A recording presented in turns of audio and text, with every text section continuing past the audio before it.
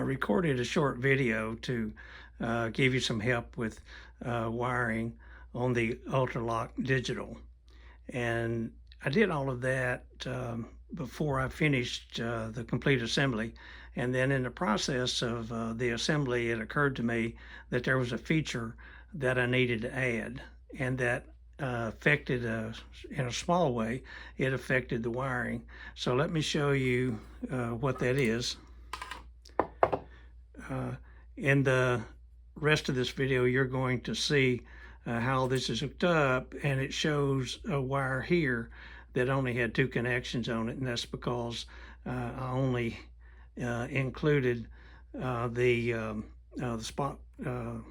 target lock on here. But then I got the idea, well, shoot, why don't we just also put auto scan in here, because all it means is we got to write some more code for this guy. So that's what I did. And so I needed a 3-position switch instead of a 2-position switch. So with that said, I'll just transition on over to the original video, and I hope that this thing is helpful to you. Before I wrap all of this up and tidy this up, I wanted to show you some wiring considerations and give you some tips.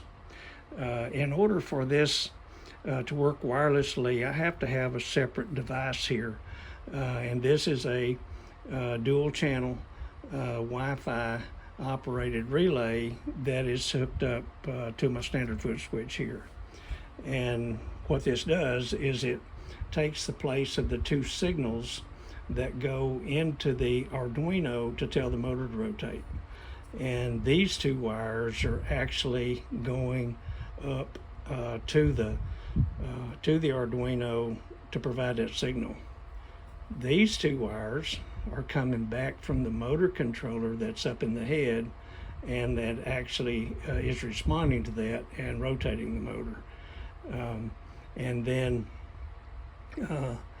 of course this is the power going to operate this particular relay assembly. Now let me show you how I dealt with all this wiring.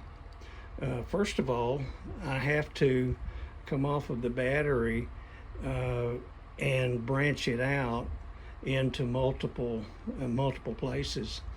And so what I did is, for wiring, I decided to use Ethernet wire.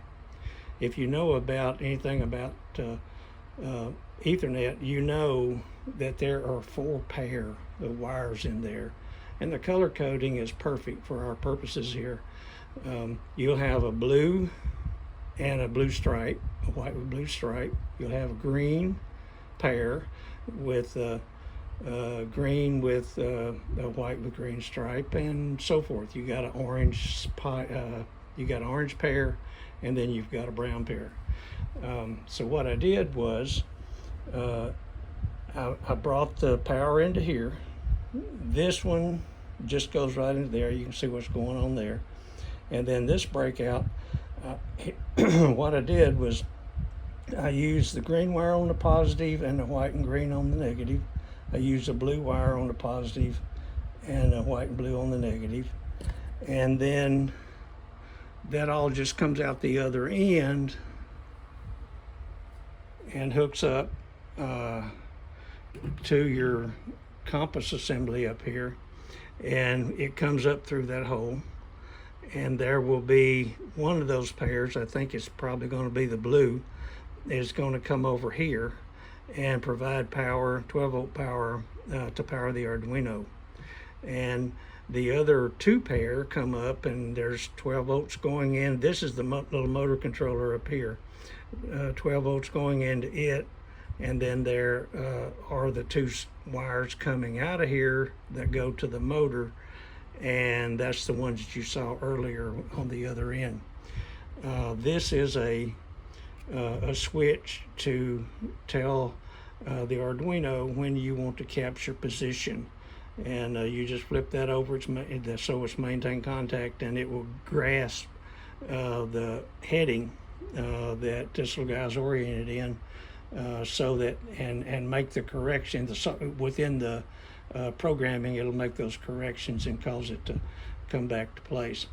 And the other thing I want to show you, all of these parts here, everything really has to be grounded on the same ground to maintain the same ground polarity.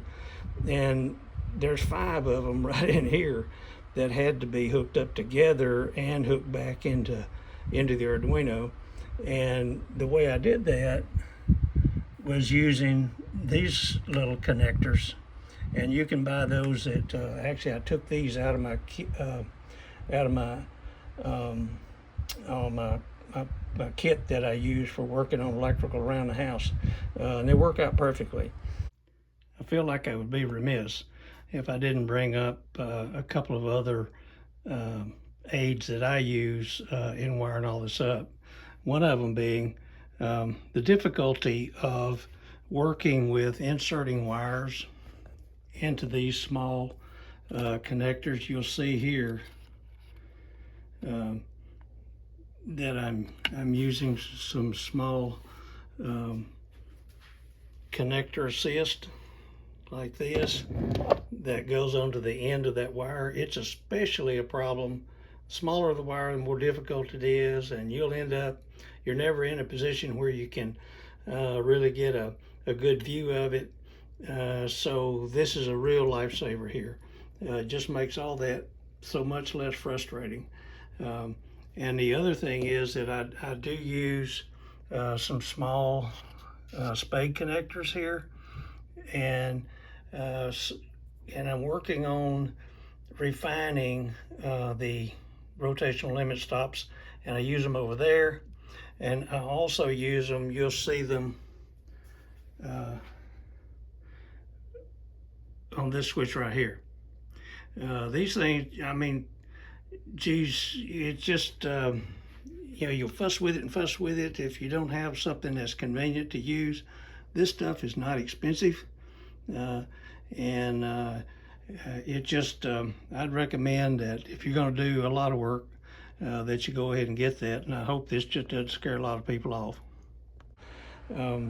And so what you've got here is there's the Arduino, there's your heading sensor and GPS module, and then this is your motor controller, and then all of that, all of the wiring that goes back down into here and operates your motor.